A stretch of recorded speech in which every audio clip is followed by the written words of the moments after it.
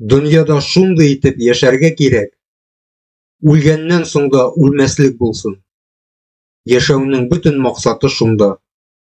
Муса Җәлил 1941 елның 22 июне. Сәгать иртәнге 4. Бөтен кеше татлы йокыда. Менә шундый тыныч сандугачлы иртәдә немец фашист илбасарлары безнең илебезгә һөҗүм итә. Татарстанның 700 меңнән артык улы һәм кызы илне сакларга китте. Аларның 350 меңнән артыгы кире әйләнеп кайта алмады. Сугыш кырларында ятып калды.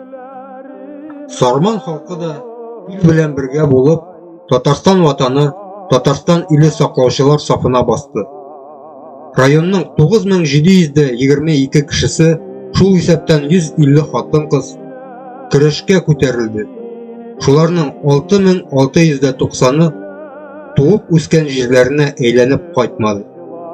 Районның 32 егете Берлинны штурмаулауда катнашты. Хәсән Мөхәммәтшин белән Мөхәммәт Ганиетдинов үзләренең исемнәрен Рейхстаг бинасына язып калдырды. Мөбарәк Файзуллин белән Мәүләт Фәрдиев 1945 елда Мәскәүдә үткәрелгән җиңү парадында катнашу хокукына ия булдылар. Фашист концлагерларындагы иң кыен һәм куркыныч шартларында яшерен элемтәше буларак шанычлы көрәштәш итеп Муса Җәлил нәкъ Сарман егете Зиннәт Хәсәновны сайлаган. Зиннәтнең агысы Мәхлисулла да Мәскәү янындагы сугышларда һәлак булган. Ватаныбыз азатлыгы, безнең бәхетебез өчен көрәштә минем туган авылым Сарайлыдан 135 авылдашларыбыз туган авылына кайта алмыйча чит туфракта мәңгелек йоклыга талдылар. Авылда 160 бала ятим үсте.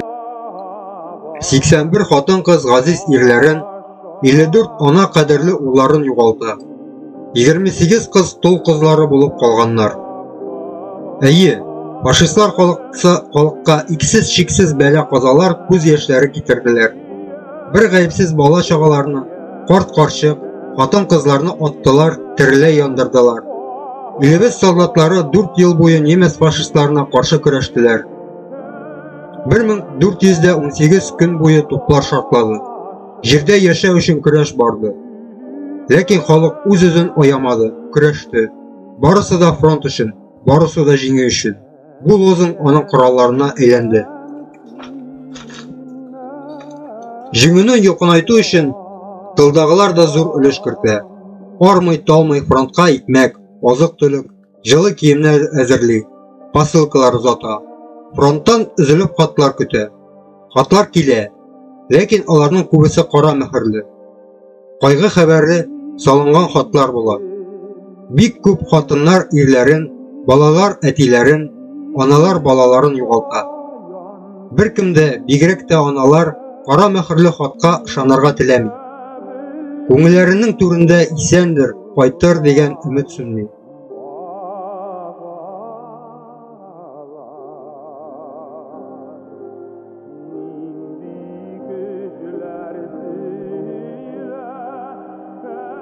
Мин Сарайлы урамнары буйлап атлыйм, ә күңелдә хисләре йөрмәсе. Менә мин авылдагы башка йортлардан аерылып торган мансартлы үй каршына килеп туктадым. Бу йортта яшәүче Галима апаны күз алдымнан үткәрдем. Заманында Галима апа балалар белән еш очраша. Сугыш елларындагы күргән авырлыклар, алардан ничек җиңелләрен турында сөйли иде. Галима апа, ул безнең авылның тарихы. Шушы Сарайлы авылында туган, шунда картайган.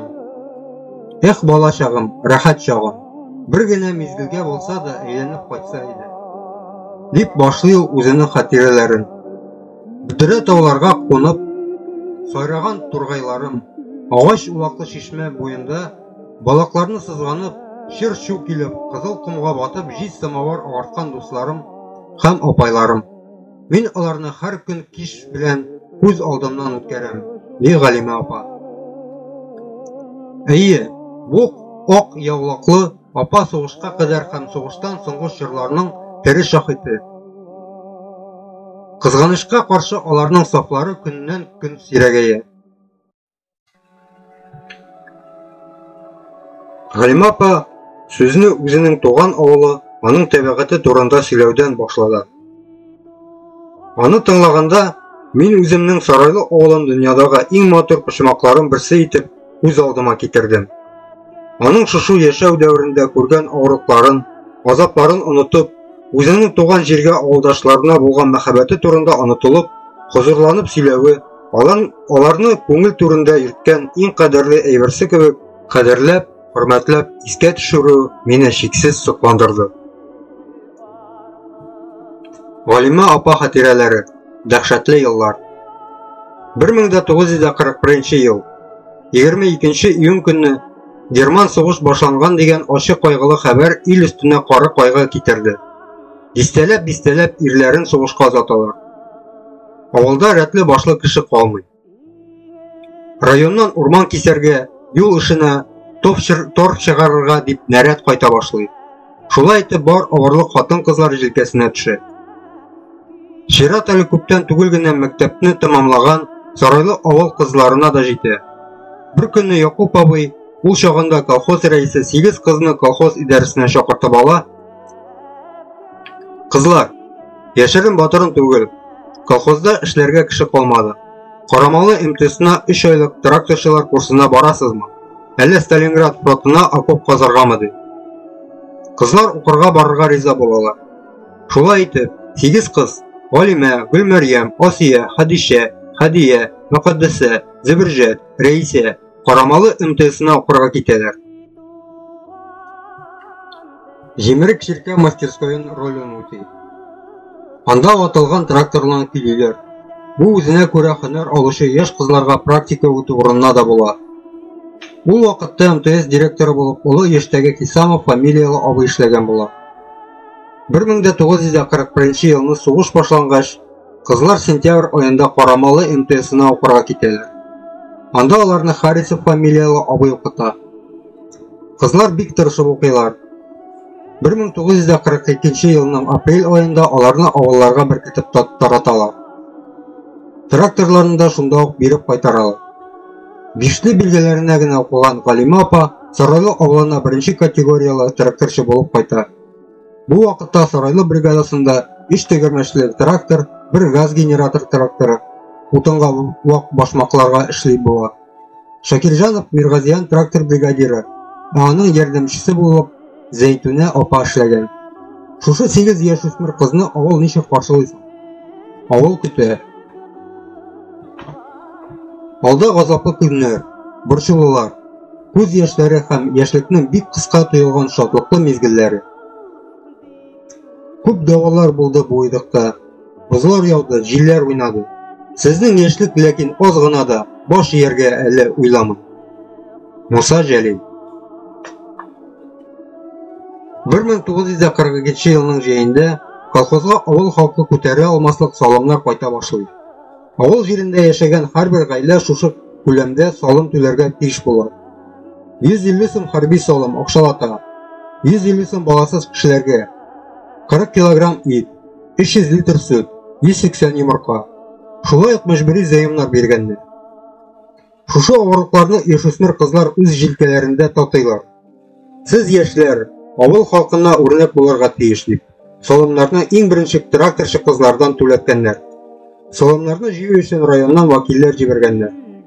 Авыл халкы аларның тибен ишетү белән каша торган булган. Малларын да кайсы кая яшәргә тырышкан. Чөнки салым түли алмаганнарны кыйнау ишраклары еш булган. Мусин фамилиялы вәкил бирәкләр дә мәрхәмәтсез иде, дип искә ала хәзер авылдашларым. Галимә апаның әтисе 1936 елда үлә. Шулай итеп әнисе 5 бала белән тулпала. Иң олысы Галимә апа, аңа ул вакытта 12 яшь, 4-нче класста укый торган чагы. Әтисе авылда оста чабатачы була. Бу һөнәргә кызын да өйрәтеп калдыра. Басуда эш 2 сменада киләнгән була. Иртәнге 6-дан кичке 6-га кадәр эшлиләр. Галимә апа сменадан кайткач чабата үрә. Киндерәсен булса да ишеп куя торган була. Аның үзенең кечкенә 3 туганы бар. Аларга да аяк киеме кирәк. Бер пар чабатаның бәясе 100 сум тора. Шулай итеп, яшүсмер кыз тормыш авырлыкларын җиңеп һаман алга бара. Без сугыш чоры балалары. Карлар әле яңа челтәрләнеп, сүтелгәнгә ялан урманнар, тракторлар көчле поход ясап, йөгерделәр безнең кырларга. Артларына 6 тәрәнле, кырыш тешле сабан тактылар. Җир җилкәсен уңрып уктардылар, зур кәсләрне кисеп аттылар. Муса Җәлил. Язгы чәчүләр җитә. Төнге сменада эшләүләр авырлаша, чөнки тракторларның уты булмый. Шуңа күрә Әбүбәкер бабай белән Вагыйз абыйлар банар тотып трактор алдыннан яктыртып бара торган булалар. Әле тракторның радиаторы тишек, су бик тиз кайнап чыга. Инде колхозда атлар калмаган. 10-11 яшьлек малайлар, Баат һәм Әзгат, әнәснең абыйлары, үгез җигеп тракторга су ташыганнар. Үгезләр ат түгел шул. Барган җирдән шып туктап җиргә ята торган булган. Элек балаларны да хөкем иткәннәр. Бишара бу малайлар шуннан куркып, чиләк тотып басуның бер башыннан икенче башына тракторга су ташыганнар. Тракторчы кызлар, малайларны кызганып, урага киселеп, каннары саркып торган аякларына солидол сылый торган булганнар. Сугыш чоры балалары. Әтиләре сугышта. Күп балалы гаиләләрнең күбесе ачлыктан, авырулардан үлеп бетәләр. Сарманда банкта эшләүче Латфуллин фамилиялы абыйны безнең Сарайлы авылына ул вакытта 8 март колхозына вәкил итеп җибәрәләр. Ул тракторчы кызларны кәҗә сакалы белән сылый торган булган. Өенә дә күчтәнәч итеп кәҗә сакалы җыйган. Чөнки аның да 5 баласы көтеп торган. Ул: "Балалар, сугыш бетәр. Без дә рәхәт яши башларбыз. Мин моңа ышанам" дип тракторчы кызларны юата торган булган. Шулай итеп чәчүне тамамлыйлар. Ям-яшел булып уҗымнар тишелә башлыйлар. Әбүбәкер бабай ат җигеп тракторчы кыз Галимә янына килә. "Кызым, вакытың булса, босуларны әйләнеп кайтыйк әле. Җи калган җирләр юк икән. Җир анакай безгә рәнҗеп ятмый микән? Мин азрак сименә дә алып килгән идем." Босулар шундый тигез, бер башыннан икенче башына күренеп тора. Җир башына чыккач, Әбүбәкер бабай Аллага шөкеренә кылып намаз укый. Галимә апа, вакытымны бушка уздырмыйм дип чабата ясарга утыра. Менә шундый авырлыкларга түзеп, күңел төшенкелекләргә бирелмичә яшиләр алар. Менә көзләр җитә.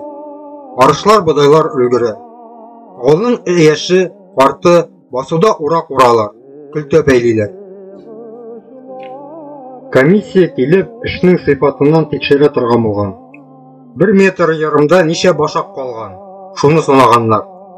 Киндер күлмәк кигән 8-9 яшьлек яланаяк балалар авылдан 8 чакрам ераклыктагы басуларга барып, арыш башы чүпләшкәннәр. Чөнки сыйфатсыз башкарылган эшкә закон каты булган. Балалар колхозның тарысын уташканнар, яшелчә үстерткәннәр. Акышларын ачы суык карлы бураннарда ашлык суктырганнар. Авылда атлар үлеп бетә. Язгы чәчүгә әзерләнергә тракторларны көйләргә кирәк. Аның детальләрен күтәрергә бик авыр. Шуңа күрә детальләрне карамалы МТСына носилка белән күтәреп алып барырга туры килә.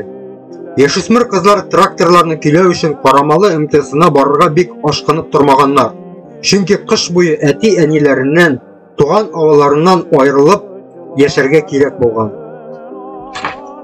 Авылдашларымнан Шаһитова Рәшидә апа, әнисе авыры саваплы, МТСка ремонтка барудан баш тарткан.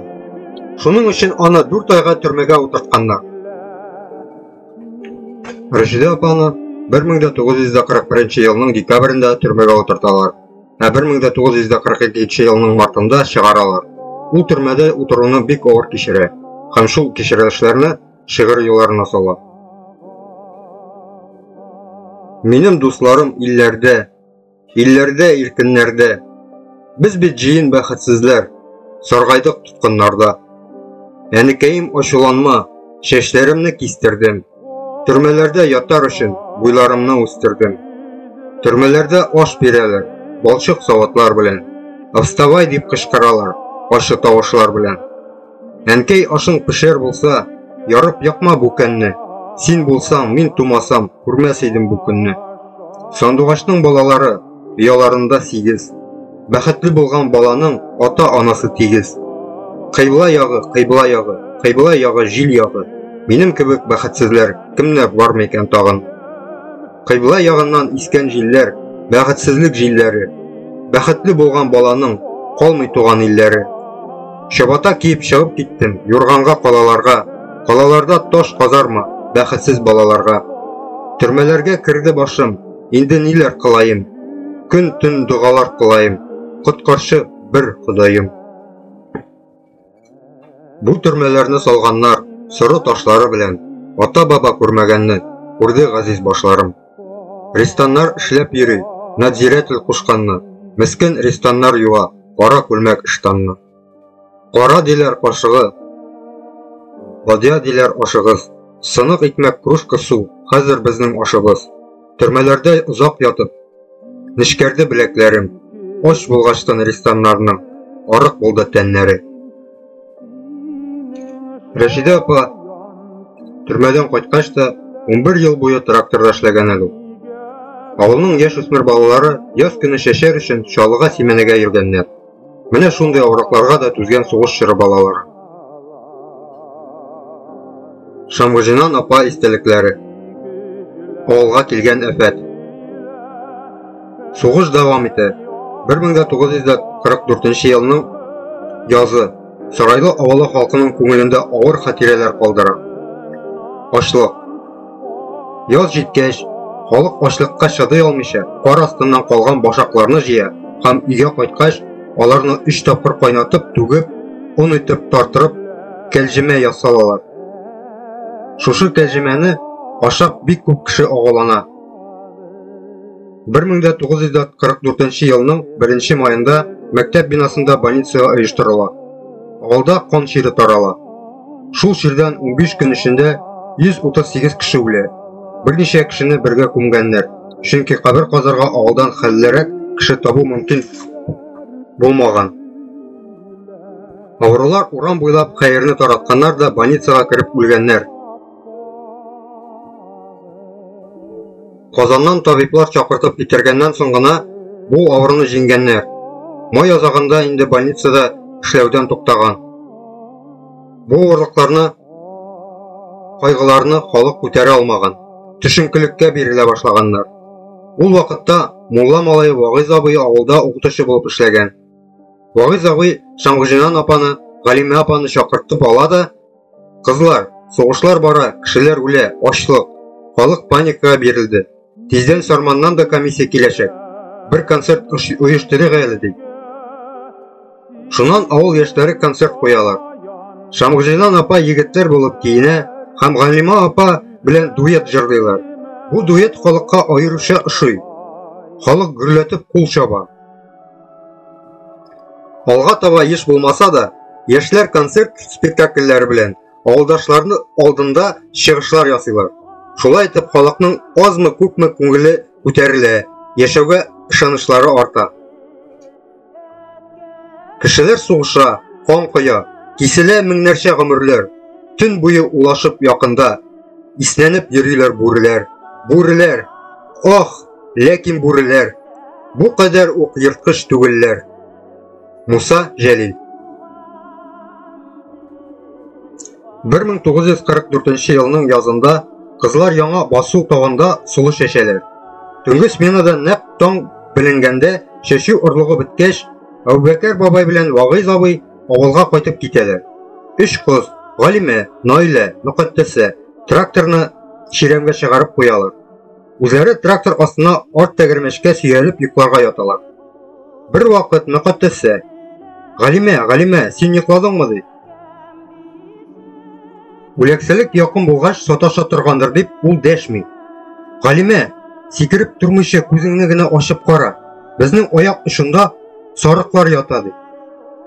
Кыз күзен ачса, 4 бүре алды, аяклары сузып, башларын аякларына салып яталар. Шуннан кызлар сикереп торып кычкыра башлыйлар, тимер тукмыйлар. Дүрт бүре әкрен генә торалар, ике тау арасынан төшеп китәләр.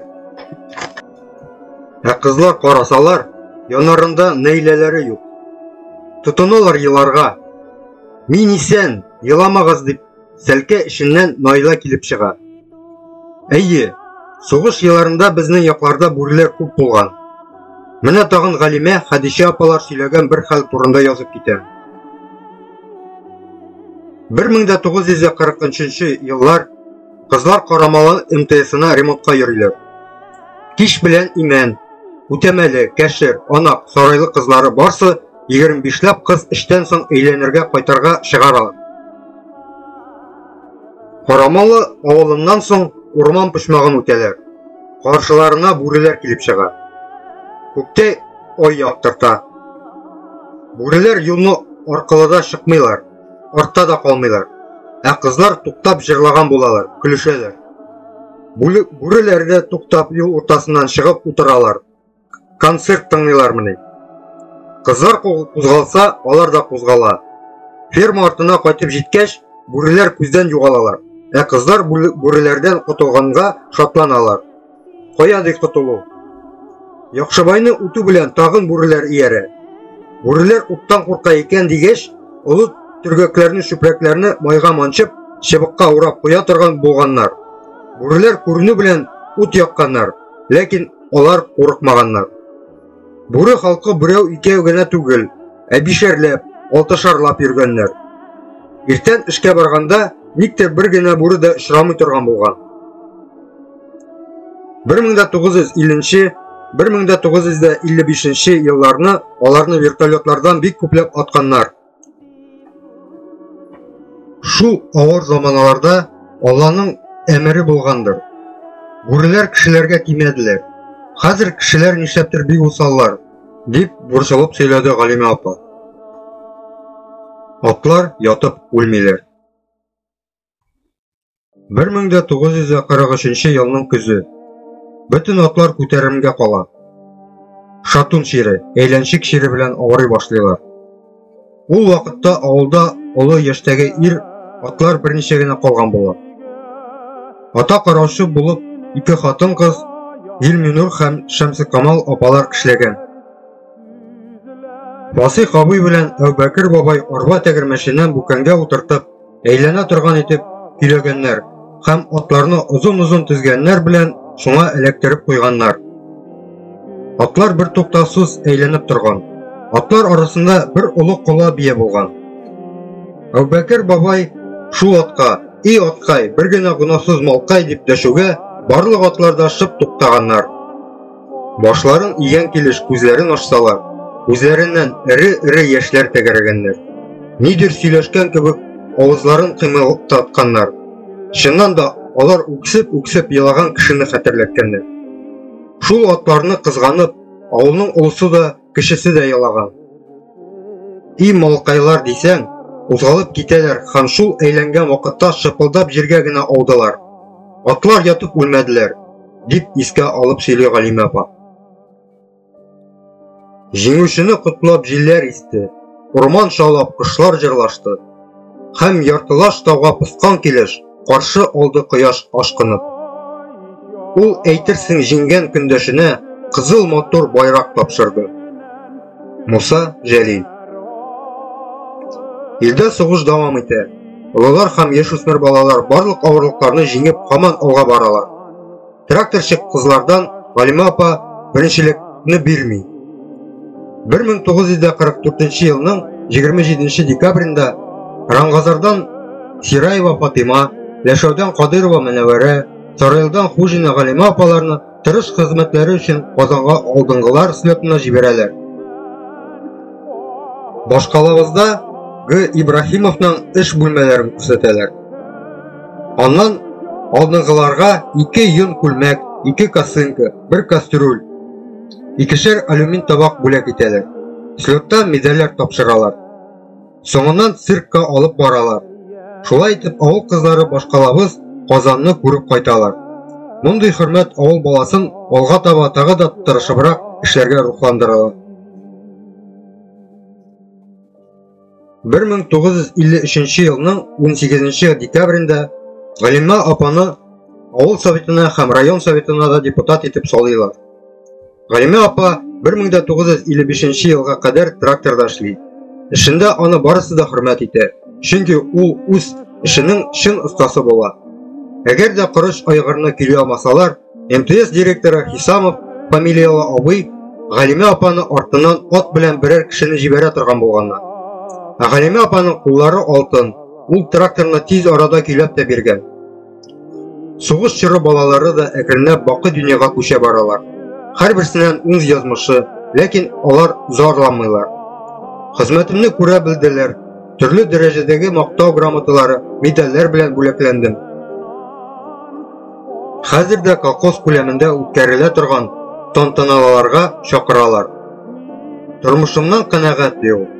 Галима апа яшьлегенең авыр чорга туры килгәненә зарланып бер сүз дә әйтмәде. Язмышлардан узмышлар юк дисәләр дә, кайберәүләр аны үзләренчә үзгәртә ала икән бит. Тырышлыгы, үҗәтлеге белән җәмгыятьтә үз урынын тапканнар. Картаймагыз әле, ветераннар. Сез безгә бик кадерле, кирәк кешеләр диясе килә. Кызганычка каршы, бу язмамда искә алган апалар, абыйлар инде күптән бакыйлыкка күчкәннәр. Галима апа да, Сыппук абый да вафат. Балалары үзләре дә олыгаеп баралар. Алар Чаллы каласында яшиләр. Тормышта үз юлларын тапканнар. Галима апа туган җир туфрагыннан тәүге тапкыр ялан тәпи баскан бәбкә үләне капланган авыл урамнарыннан, болыннардан, басу кырлардан җылы алып, җир анага сыйынып үсә. Кендек каны тамган туган авылына гомер буе турылыклы булып кала. Әгәр дә яшьлегем әйләнеп кайтса, мин шул 3 тәгәрмәчле тракторым белән басу кырларны иңләп, чәчү чәчәрмен, сөрермен кебек тоела. Әле хәзер дә үй түремнән корыш айгырлар үтеп киткәндә күңелем тула. Гомерем буена яраттым мин тракторчы һөнәрен, үз иттем, дип йомгаклады ул сүзен. Тормыш хәрәкәттә, сыкранулар, сызланулар аша булса да, дөнья алга бара. Димәк, безнең ветераннар картаймый. Безнең Галимә, Хадишә, Рәшидә һәм башка бик күпләр язмышында авыл тарихы, илебез, милләтебез тарихы. Язмамны Галима апаның үз иҗаты иткән шигырь юллары белән тәмамлыйсы килә. Су буена төшсәм карап торам, яр буенда үскән камышка. Бер Аллама мең шөкранә кылам, миңа биргән олы язмышка.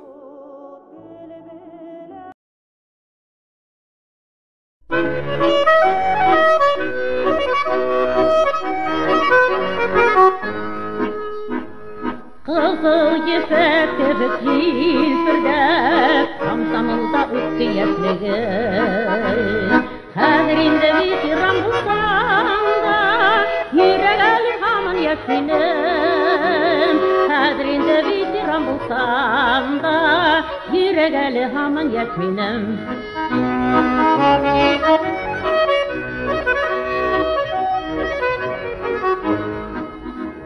Ләкин һаман эшкә көрәшкә, артынучы түзмәс җаннар без. Көрәш ырын мәңгегә ташламас, тынғы белмәс ветераннар без. Көрәш ырын мәңгегә ташламас, тынғы белмәс ветераннар без.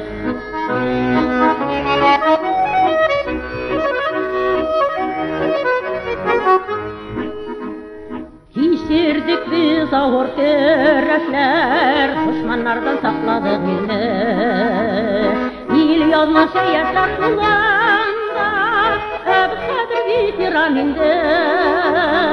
Ил язмышы яшьләр кулында, biz хәзер ветеран инде. Ил язмышы яшьләр кулында, biz хәзер ветеран инде.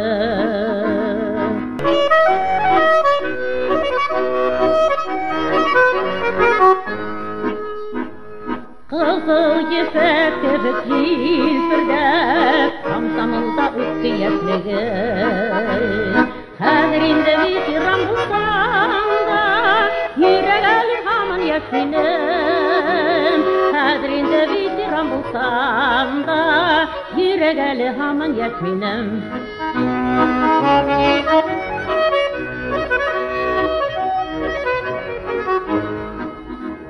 Ләкин һаман эшкә көрәшкә, артынучы түзмәс җаннар без. Көрәштерен мәңгегә ташламас, тыңгы белмәс ветераннар без. Көрәштерен мәңгегә ташламас, тыңгы белмәс ветераннар без. Ялгыз сөякләр тулында, без хәзер ветеран инде.